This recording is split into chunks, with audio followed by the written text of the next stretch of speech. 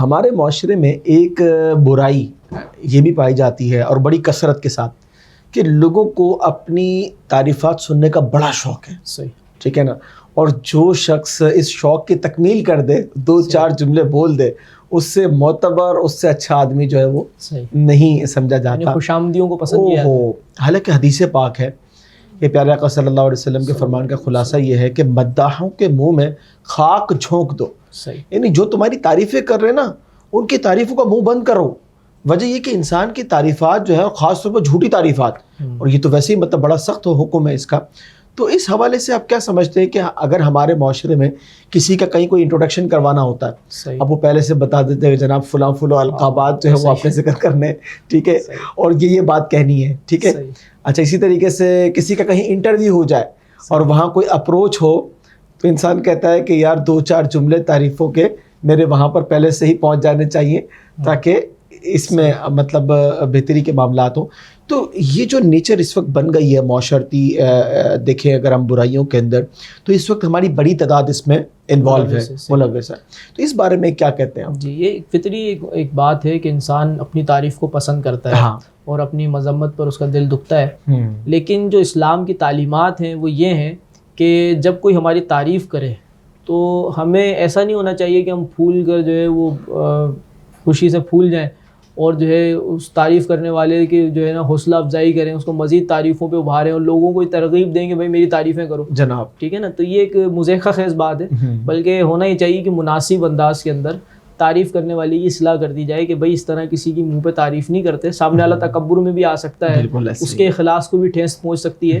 اور خاص طور پہ آپ نے جو جھوٹی تعریف کی بات کی تو اعلیٰ حضرت رحمۃ اللہ تعالیٰ علیہ یہ فرماتے ہیں کہ اپنی جھوٹی تعریف کو دوست رکھنا یعنی محبوب رکھنا, جھوٹی تعریف پر خوش ہونا, یہ سری حرام قطعی ہے. اللہ, اس پہ شدید گناہ ہے کہ آپ جو کام نہیں کرتے اور لوگ آپ کو اس کام سے یاد کر رہے ہیں تو اس پر خوش ہونا یہ شدید جو ہے برائی ہے.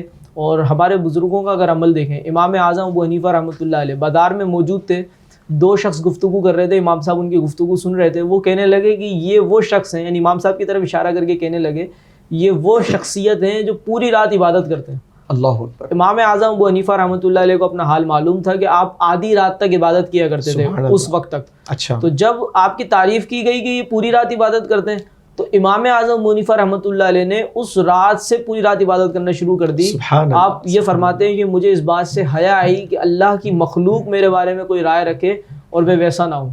تو اعلیٰ حضرت امام علیہ سنت رحمۃ اللہ تعالی علیہ کو دیکھیں کہ لوگ آپ کو حافظ کہا کرتے تھے اور اعلیٰ حضرت رحمۃ اللہ تعالی علیہ نے بالترتیب جو ہے قرآن پاک یاد نہیں کیا تھا.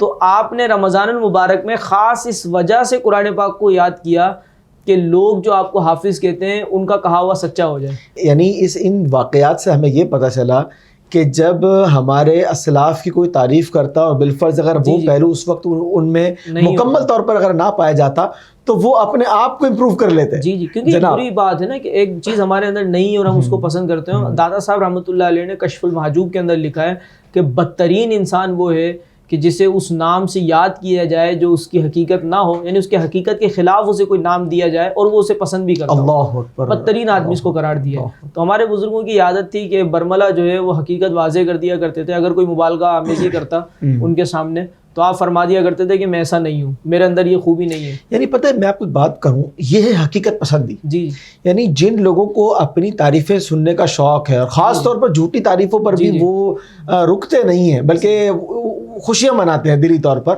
تو انہیں یہ غور کرنا چاہیے کہ یہ ایک فراڈ ہے, جھوٹ ہے, دھوکہ ہے, ٹھیک ہے نا. اور شریعت مطہرہ اس کو بالکل پسند نہیں کرتی اور انسان کو اپنے آپ کو ہر لمحہ اس سے بچانا چاہیے. اور کبھی کوئی ایسی تعریف کر بھی دے جس کے اندر ہمارا کچھ پرسنٹیج تو ہو لیکن کمی پائی جائے تو انسان اس کمی کو پورا کر دے یا وضاحت کر دے. تو بہت اچھی بات کہی. تو میں سمجھتا ہوں کہ آج سے یہ جو بھی آپ نے اتنا اچھا ماشاءاللہ بتایا اسلاف کا, تو سمجھدار لوگ جو ہے وہ اپنی تعریفوں کو لمٹ پہ رکھیں گے. کسی نے بڑی پیاری بات کہی نا, جو آپ کی خوشامد کرتا ہے وہ آپ کو بے وقوف سمجھتا ہے اور آپ اس کی خوشامد پہ خوش ہو کر اس کی رائے کو جو ہے درست قرار دے دیتے ہیں, کیونکہ وہ ایسی بات کہہ رہا ہوتا ہے کہ جو آپ کے اندر نہیں ہوتی ہے اور اس کا مقصد خوشامد ہوتا ہے. تو بہرحال اسلاف کی آپ نے بات کی, مجھے حضرت علامہ سید شاہ تراب الحق قادری صاحب رحمۃ اللہ علیہ کا ایک واقعہ یاد آ گیا کہ آپ کے متعلق جو ہے نقیب حضرات کے اندر عادت ہوتی ہے کہ جب خطبہ کو بیان کے لیے دعوت دیتے ہیں تو زمین آسمان کی قلابیں ملا دیتے ہیں, اور خطبہ بھی جو ہے وہ پھولے سے نہیں سما رہے ہوتے. بعض غیر تربیت یافتہ جو لوگ ہوتے ہیں, بلکہ بعض تو اتنے غیر تربیت یافتہ ہوتے ہیں کہ میں نے ایک خطیب کے متعلق سنا کہ وہ جلسہ گاہ میں پہنچنے سے پہلے انہوں نے نقیب کو فون کیا 2 گلی پیچھے سے, کہا میں آ رہا ہوں, تم دھوم ڈال دو, اللہ اکبر, دھوم مچا دو, یعنی کہ ایسا لگے کہ جو ہے مفتی اعظم یورپ اور ایشیا اور یعنی عالم اسلام تشریف لا رہے ہیں. تو یہ احساس کمتری ہے. ظاہر ہے کہ وہ بڑے لوگ جو اس طرح کے کام نہیں کرتے. تو میں شاہ صاحب رحمۃ اللہ علیہ کا ذکر کر رہا تھا کہ حضرت شاہ صاحب رحمۃ اللہ علیہ ایک جلسے میں تھے, اور آپ کو مدعو کرنے کے لیے خطیب نے جب مبالغہ آمیزی شروع کی تو آپ نے پیچھے سے اس کو ہاتھ مار کے فرمایا کہ لوگ مجھے جانتے ہیں, مائک ادھر دو. اللہ نبکی پہ محفل کو, یعنی آپ جو ہے حوصلہ شکنی کیا کرتے تھے تعریف کرنے والے کی. اور ہم نے دیکھا کہ شاہ صاحب رحمۃ اللہ علیہ کی تعریفیں کی جا رہی ہوں تو شاہ صاحب رحمۃ اللہ علیہ عاجزی کے ایسے کلمات کہتے تھے کہ ہم پریشان ہو جاتے تھے کہ کوئی شخص جو ہے اتنی تواضع, یعنی تواضع کرنے کے حوالے سے میں ایک بات عرض کروں, آپ کے بارے میں نعرہ لگتا تھا نا, مرد مومن مرد حق, ہاں تراب الحق, تراب الحق. تو مرد مومن ولی حق کسی نے نعرہ لگا دیا. اچھا, تو شاہ صاحب رحمۃ اللہ علیہ نے مائک پہ گرج کے فرمایا کہ اپنی ولایت اپنے پاس رکھو. لوگ جب ولایت دیتے تو واپس لے لیتے, ولایت دعا کرو اللہ تعالیٰ عطا فرمائے. تو لوگوں کو جو ہے اتنا موقع نہیں دیا کرتے تھے کہ لوگ ان کے منہ پر ان کی تعریف کریں. یہ ہمارے بزرگوں کا طریقہ تھا. اور شاہ صاحب رحمۃ اللہ علیہ کے آخری ایام کے اندر کسی نے شاہ صاحب کی منقبت پڑھ تھی دعوت کے اندر. اچھا, اور شاہ صاحب رحمۃ اللہ علیہ کی طبیعت پر اتنا بھاری گزرا, یعنی اگلے 2-3 دن تک طبیعت میں جو ہے وہ ایک جو ہے مزاج کے اندر برہمی تھی. اور آپ فرما رہے تھے کہ لوگوں کو کیا ہو گیا ہے, ہماری منقبت پڑھ رہے ہیں, بزرگوں کی منقبت پڑھی جائے. یعنی اپنا یوم ولادت نہیں منانے دیا کرتے تھے. فرماتے تھے کہ بزرگوں کے دن ختم ہو گئے جو میرا یوم ولادت منایا جا رہا ہے. یعنی اس کا مطلب یہ کہ اگر ہم اپنے اسلاف کو دیکھیں نا تو وہ عجب و خود پسندی کی بجائے عجز و انکساری کو پسند کرتے تھے. اور اصل چیز یہی ہے, یہی انسان کی ترقی کا راز ہے, اور یہی بڑے پن کی علامت ہے. اور میں سمجھتا ہوں کہ اگر بڑوں کو انسان دیکھے نا تو بڑوں کا بڑا پن ہے ہی اسی میں کہ وہ اللہ تبارک و تعالیٰ کے حضور اس بات پر شکرانہ ادا کرتے تھے کہ یا اللہ جیسا تو نے رکھا ہے وہ مطلب تیرا فضل و تیرا کرم ہے کہ بہت ساری چیزوں پر پردہ ہے. اور ہمارے یہاں روش شاید اس کے برعکس ہے کہ ہم یہ کہتے ہیں کہ بس کون ہماری تعریف کرے, اور ہم میں یہ اور ہم میں وہ, ہم ایسے ہم ویسے. تو میرے خیال سے اپنے آپ کو اس سے بچانا چاہیے.